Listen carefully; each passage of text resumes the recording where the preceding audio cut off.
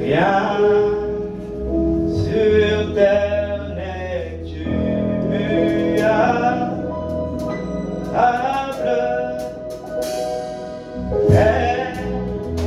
espérant des choses bien. Alléluia, tiens.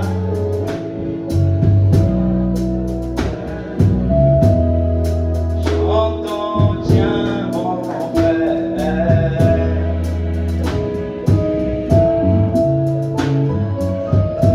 Oh oui, tiens, ma sœur, tiens.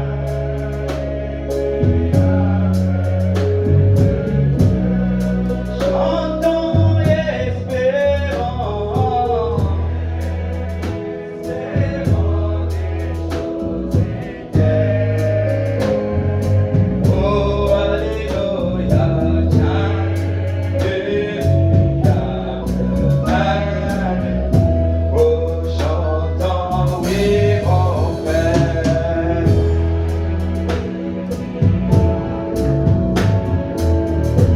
Oh, tiens la porte, mon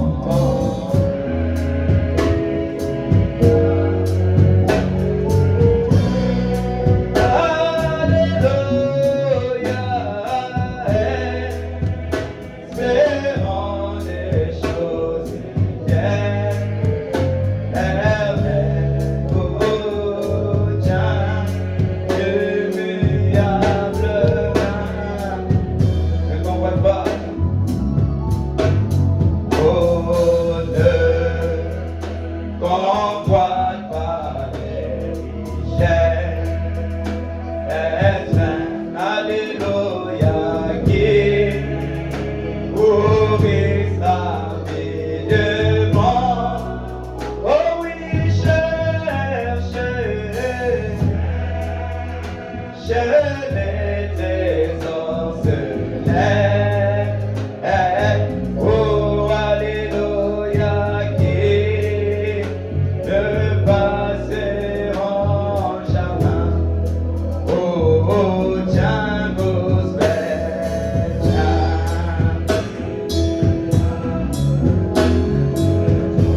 Oh, chantons, tiens, ma sœur,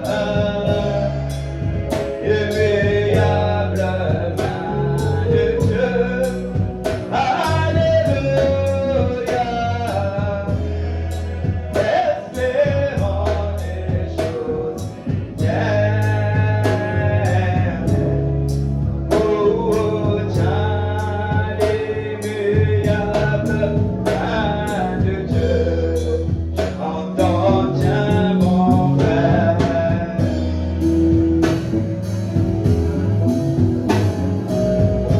Oh, tiens la porte, mon tiens, l'immuable main de Dieu. Alléluia, espérons des choses éternelles. Alors que tu vas élever ta voix dans la prière, pour remettre tes instants dans la main du Seigneur.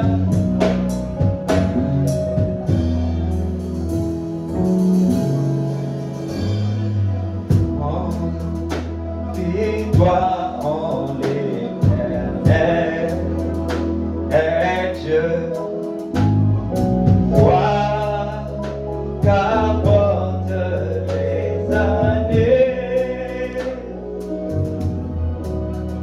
Aussi, tes amis t'abandonnent. Oh, non. Oh, attache-toi toujours à lui. Chantons, tiens la main, tiens, l'immuable main de Dieu. Tiens, l'immuable main de Dieu.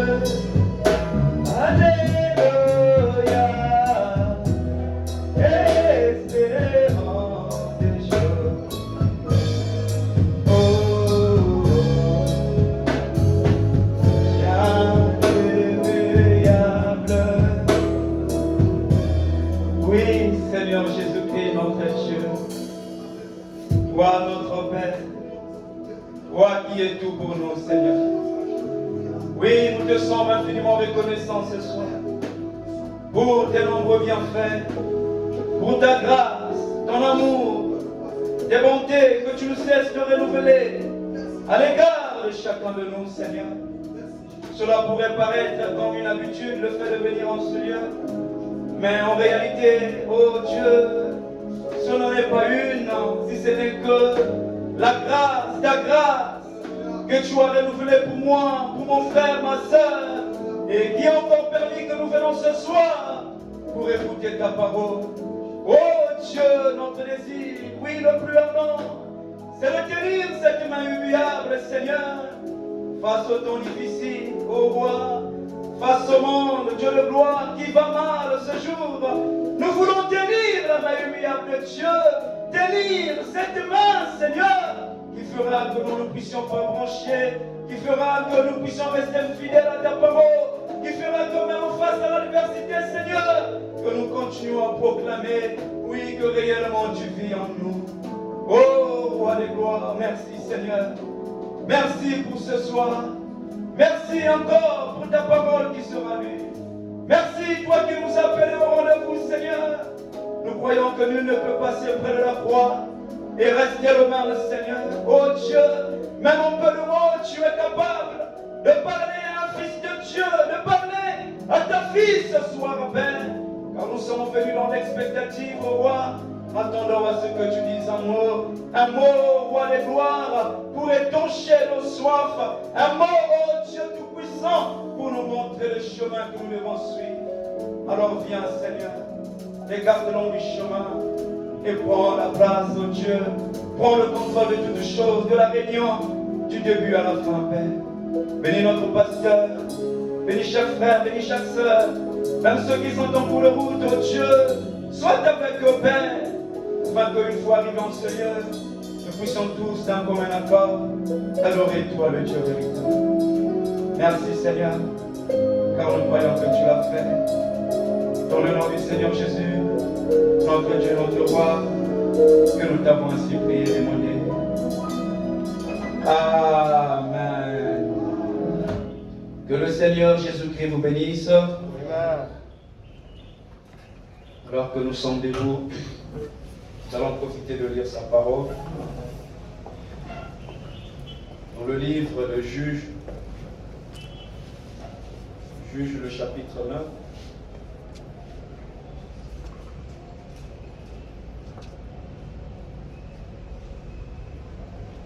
Moi, je commence au verset 7, et à la maison, vous pouvez prendre tout le chapitre pour mieux saisir la pensée. Lisons au nom du Seigneur Jésus-Christ. Jotham en fut informé. Il alla se placer sur le sommet de la montagne de Garizim. Et voici ce qu'il leur cria à haute voix. Écoutez-moi, habitants de Sichem, et que Dieu vous écoute. Les arbres partirent pour aller oindre un roi et le mettre à leur tête. Ils dirent à l'olivier, règne sur nous. Mais l'olivier leur répondit, renoncerai-je à mon huile, qui m'assure les hommages de Dieu et des hommes, pour aller planer sur les arbres?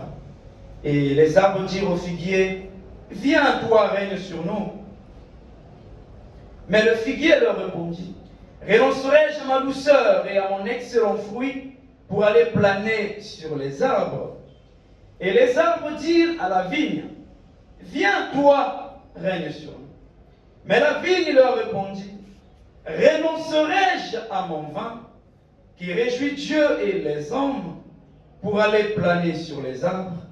Alors tous les arbres dirent au buisson de pine, viens, toi, règne sur nous.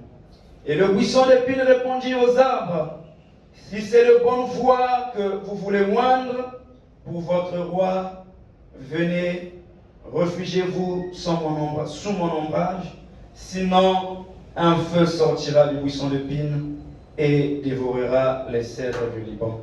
Maintenant, est-ce de bonne foi et avec intégrité que vous avez agi en proclamant au roi Abimelech?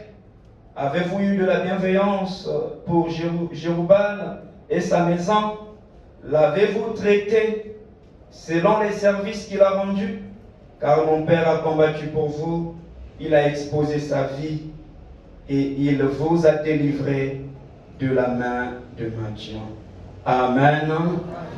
Que le Seigneur ajoute la bénédiction à la lecture de sa parole.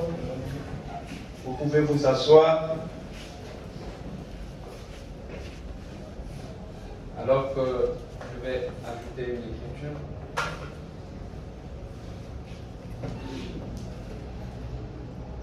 Je suis dans 1 Corinthiens 15, verset 58. Il dit ainsi, mes frères bien-aimés, soyez fermes, inébranlables, travaillant de mieux en mieux à l'œuvre du Seigneur, sachant que votre travail ne sera pas vain dans le Seigneur. Amen. Alors, nous avons une petite inspiration ce soir que Dieu qui a voulu, par l'entremise de son serviteur, le pasteur Étienne, que je me tiens ce soir devant vous. Je le remercie. Je ne savais même pas, mais tout ce que Dieu fait est bon. Alors nous allons prendre un message que nous allons intituler l'apologue de Jotham. C'est tiré de la Bible. Si vous avez 8 secondes, vous verrez que je n'ai pas inventé ou bien créé peut-être le terme, mais la Bible elle-même en parle. C'est un apologue, c'est un message qui est codé, c'est une prophétie, c'est un mystère. Et nous allons essayer de comprendre un peu ce que cela signifie par la grâce de Dieu, en laissant la place à notre Dieu lui-même pour nous parler. Alors encore une fois, je vous salue dans le nom de notre Seigneur Jésus-Christ. Amen. Alors ici, comme j'ai dit, nous allons voir l'apologue de Jotham. Pour commencer, un apologue, comme j'ai dit, c'est une parabole, c'est un message, et si vous voulez dans le sens figuré, on peut l'appeler un mystère, pour dire que, comme le prophète le définit, que c'est une vérité préalablement, donc avant que ça soit quelque chose de difficile, c'est une vérité, mais à laquelle, malgré qu'on donne la définition ou la révélation, il lui reste encore attaché un élément surnaturel. Et comme les apôtres un jour ont posé au Seigneur une question, mais pourquoi tu leur parles souvent en parabole? Et le Seigneur leur dit qu'il vous a été fait grâce à vous de connaître les mystères du royaume, mais cela n'a pas été donné à tout le monde. Et donc, en lisant la parole, nous pouvons en avoir un certain sens, nous pouvons en tirer une certaine signification si cela ne dépendait que de nous-mêmes. Mais nous bénissons le Seigneur Jésus-Christ de ce qu'il nous a envoyé en ce temps du soir, un prophète qui est venu pour nous révéler ce qu'on ne comprenait pas en lisant. Amen. Et pour nous, c'est une grâce, mes frères. Nous ne devons pas avoir honte de parler de notre prophète. Nous ne devons même pas cacher ce message au monde. Parce que ce message est la lumière du soir. Pour toi qui as pris ce message, c'est vraiment une grâce. Amen. Souvent, nous croyons du message. Très souvent, nous ne réalisons pas la grâce que nous avons faite. Beaucoup de gens rejettent ce message. Beaucoup critiquent Frère Branham. Certains l'appellent même le franc-maçon. Aujourd'hui, il y en a d'autres qui ont développé des sectes uniquement pour montrer la pertinence que Frère Branham était un faux prophète. Mais gloire soit rendue à Dieu, parce que là où les gens sont en train de voir la fausseté, nous voyons là Dieu confirmant sa parole. Amen. Ce n'est pas tout le monde qui verra comme nous, mes frères. Dieu fait grâce à qui il le veut. Et même le salut, Dieu le donne à qui il le veut. Est-ce qu'on peut me dire un amen?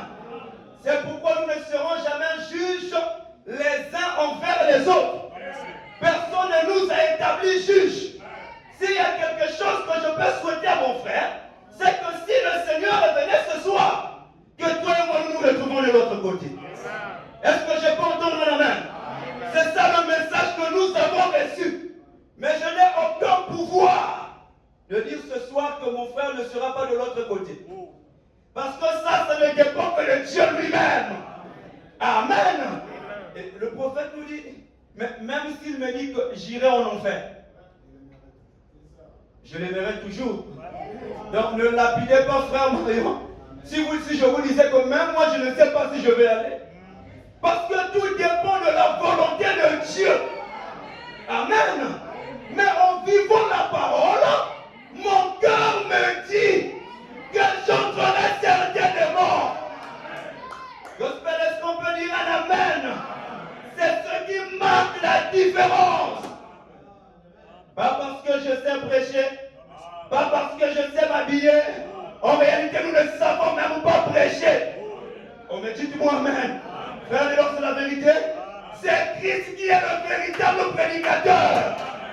On me dit, dis-moi un amen. Même Branham dépendait de lui. Notre pasteur dépend de lui. Nous dépendons de lui. Alléluia.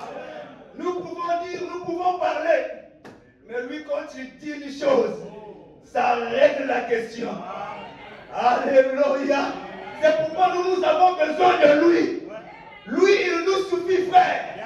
Les explications ne servent à rien. Nous voulons voir Jésus, n'est-ce pas? Amen. Merci, Seigneur.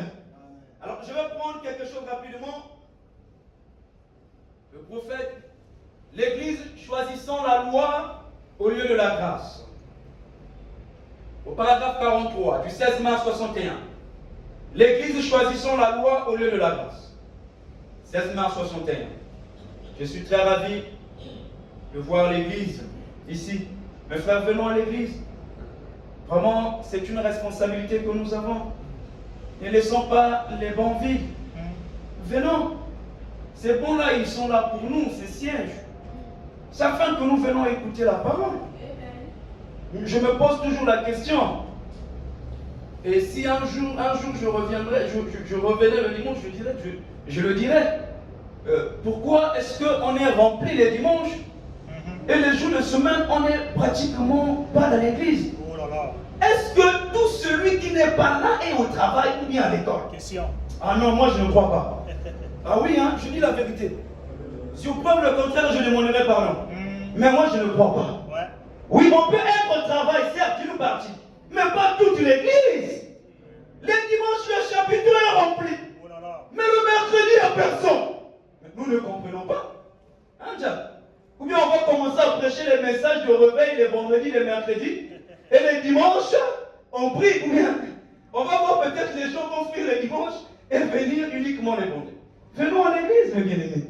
C'est pour notre bien. Écoutez, frère Branham. Nous sommes dans une condition terrible. Au paragraphe 43, ma soeur, du 16 mars 61, l'Église choisissant la loi au lieu de la grâce. Nous sommes dans une condition terrible. L'Église elle-même, quelle en est la cause? C'est parce que nous nous sommes séparés. L'un est séparé de celui-ci, l'autre est séparé de celui-là. Nous nous intéressons aux grandes dénominations et tout. Cela vous montre avec exactitude en type ce qu'ils avaient fait alors. Et nous aurions, c'est là, et nous aurions déjà traversé et serions entrés dans le millénium. Le prophète dit, il y a bien longtemps, nous serions entrés dans le millénium. Je crois à la venue du Seigneur Jésus-Christ devrait avoir déjà eu lieu. Je pourrais le prouver avec la Bible.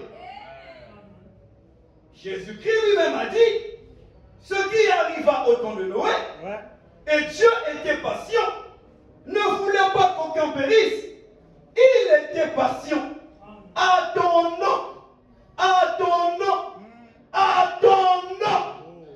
Écoutez mes frères, il n'est pas en train de bégayer.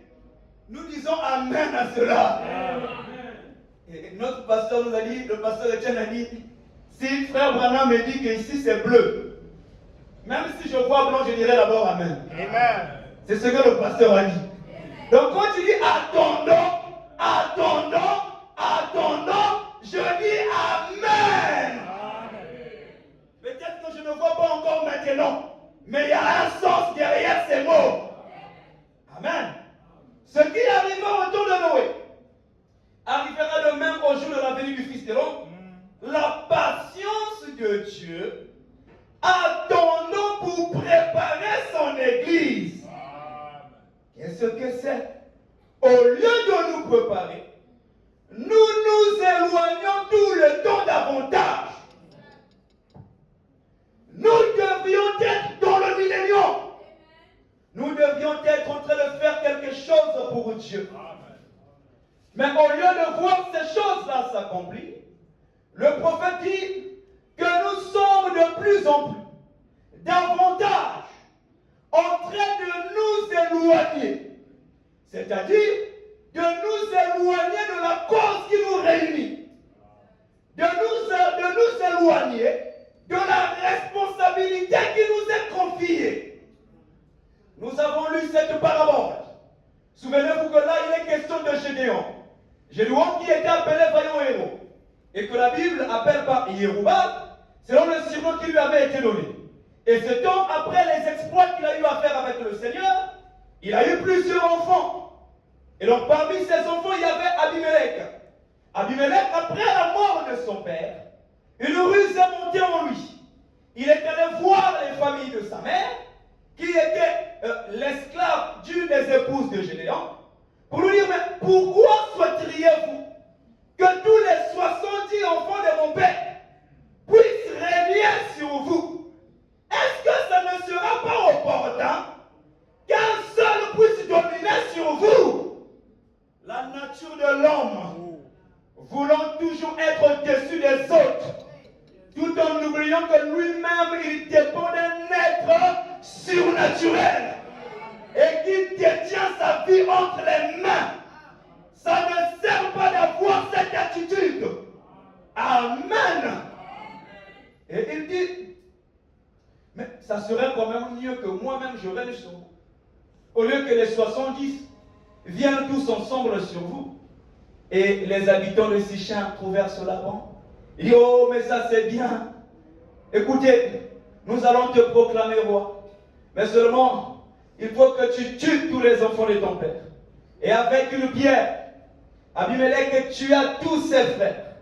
Mais puisque Dieu ne manque pas de témoins, il était resté un seul, du nom de Jotham, qui avait appris et qui avait pris la fuite. Et puisqu'il était un témoin, sachant que ce que Abimelech avait fait était mal, Dieu se servit de Jotham pour aller donner un message aux habitants de Sichem. Quand il vient, il ne choisit pas n'importe quel endroit. Suivez les détails de ce message. Il choisit la montagne de Garizim. Cette montagne, c'est la même sur laquelle Josué avait prononcé les paroles de bénédiction. C'est la même montagne sur laquelle Christ faisait allusion quand il parlait avec la femme samaritaine, lui disant que ce n'est plus sur cette montagne que vous allez adorer Dieu, parce que les vrais adorateurs adoreront le Père en esprit et en vérité. Je veux dire quoi par là? La montagne était un lieu d'adoration. Amen. C'est sur les montagnes qu'on partait adorer. N'oubliez pas le conflit entre Israël et la Syrie, où on pouvait dire que non, le Dieu d'Israël est le Dieu des montagnes. Parce que le peuple partait très souvent adorer sur les montagnes. Et donc, en référence à l'adoration, Jotham vint du haut de cette montagne. Et il leur parla en parlant. Il dit, écoutez, peuple, les arbres partirent pour aller oindre un roi. C'est là notre message. Il dit à l'olivier, viens, règne sur nous. Mais l'olivier répondit, renoncerai-je à mon huile? qui assure les hommages de Dieu et des hommes pour venir planer sur les arbres, le figuier, puisque l'olivier a refusé, toi sûrement tu auras quelque chose à faire. Le figuier dit non, renoncerai-je à mon excellent fruit pour aller planer sur les arbres. Alors toi la vigne, viens et règne sur nous. La vigne répondit non, renoncerai-je à mon fruit qui assure les hommages de Dieu et des hommes pour aller planer sur les arbres. Alors les arbres disent, puisqu'il n'y a plus personne, choisissons le buisson d'épines. Qu'est-ce qui se cache derrière mes frères? Les arbres refusaient parce que chaque arbre connaissait sa position. Est-ce que je peux entendre un amen? Chaque arbre avait une responsabilité sacrée. En effet, l'arbre sait que je suis sur la terre, mais ce n'est pas en vain. Je suis là parce que Dieu m'a placé pour accomplir une œuvre bien définie. Alléluia. Alors malgré les honneurs des hommes, malgré le bien des hommes, malgré les avantages sociaux, mais pourtant c'est le règne vigne. Ne veux-tu pas dominer sur les autres? Non, je ne le ferai pas. Parce que Dieu ne m'a pas appelé à dominer. Dieu m'a appelé pour faire son honneur. Amen.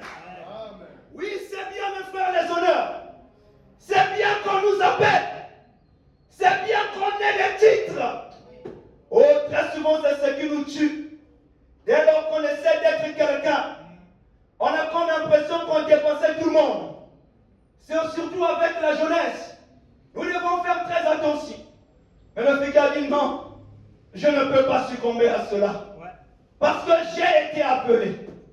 J'ai été suscité à 200. Amen.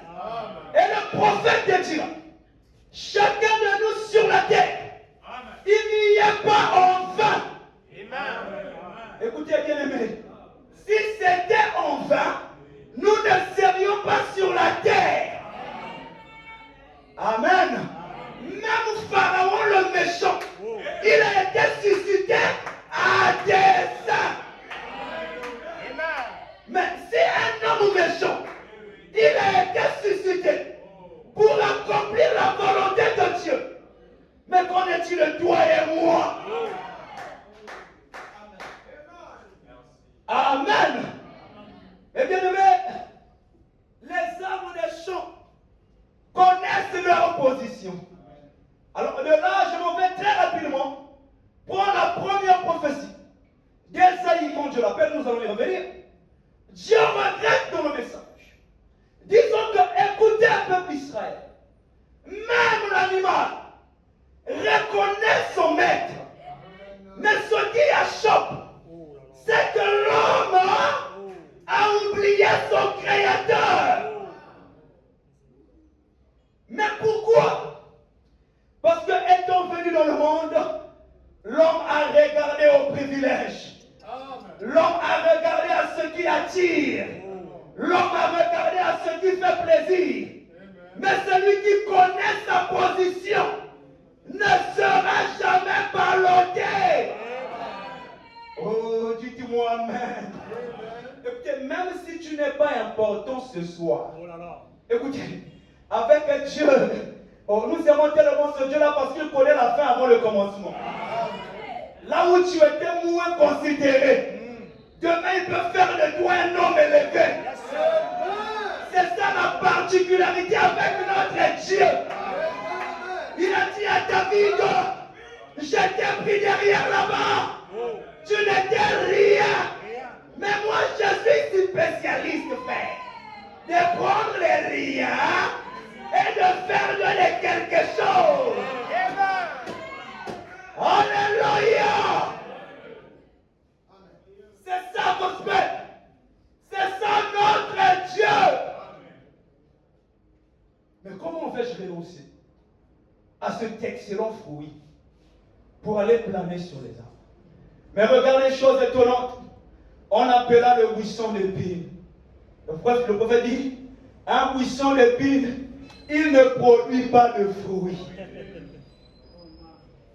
C'est ce qu'il veut faire. Il n'y a aucune vertu en lui. Tout ce qu'il veut, c'est qu'on l'élève.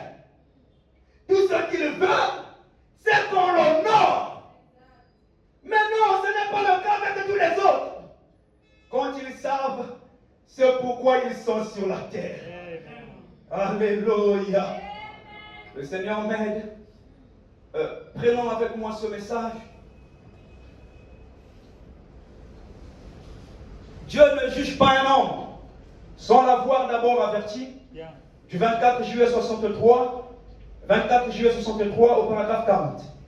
Le prophète dit, maintenant, en effet, nous avons une responsabilité pour laquelle nous aurons à répondre devant Dieu un jour. Chaque homme, pour rejoindre ce que je disais, qui vient sur la face de la terre, doit répondre devant Dieu pour une responsabilité. Donc, bien aimé, tu n'es pas excepté. Qui que tu sois, tu vas répondre devant Dieu un jour. Ah oui, nous sommes appelés à répondre devant Dieu pour tout ce que nous faisons, pour tout ce que nous commettons. Le prophète dira encore un peu plus loin, même tout ce que nous faisons est enregistré de l'autre côté. Mais Seigneur Jésus, un arbre, oh Père, c'est quand même qu'il assure les hommages à Dieu et aux hommes, au point qu'il refuse le règne, la royauté, pour garder ce que Dieu lui a donné comme responsabilité. Parce qu'il sait que cette responsabilité, mes bien-aimés, lui coûtera très cher. Mais les hommes qui sont faits à l'image de Dieu, n'oubliez pas que c'était un arbre dans la parabole physiquement parlant, mais dans le langage de Dieu, il est question des hommes. Parce qu'Abimelech n'était pas un arbre physique, il était un homme. Et ce sont les hommes qui l'ont proclamé roi. Mais un arbre, mes bien-aimés, arrive à reconnaître ces choses. Là où les hommes ne reconnaissent plus leur position. Et c'est là que Paul prend le message. Il rentre en Galatie. Il dit, oh Galates dépourvus de sens. Vous qui avez commencé en esprit, pourquoi voulez-vous terminer dans la chair? Vous pour qui le Seigneur a payé un grand prix. Pourquoi ne reconnaissez-vous pas votre position? Vous courriez bien. Amen. Ah oui, hein? On courait bien. La marche, elle était bonne au début. Tout paraissait bon. Parce qu'on avait comme impression que tout ce qu'on demandait à Dieu, il nous accordait cela. Mais à un certain moment, les choses doivent changer. Parce que nous sommes appelés à grandir. Nous ne sommes pas appelés à rester que des enfants.